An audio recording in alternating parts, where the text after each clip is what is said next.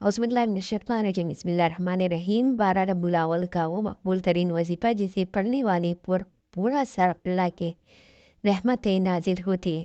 مسلمانوں کے لیے دن رات کی ہر ساعت عبادت و انعامات سے بھرپور ہوتے ہیں۔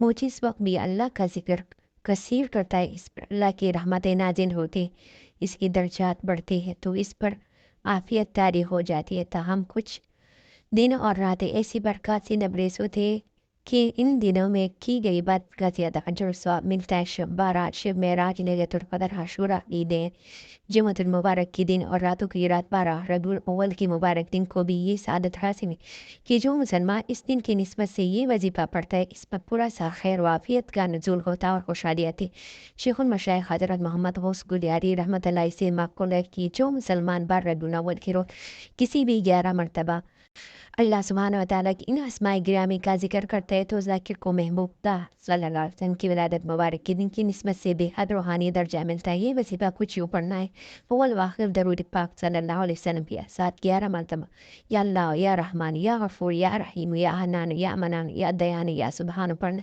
انشاءاللہ ہر دکھی دل کو سکون ملے گا، شخصی پریشانی کی پریشان دور کی مخاطب میں غیر چیز کو نجات ملی۔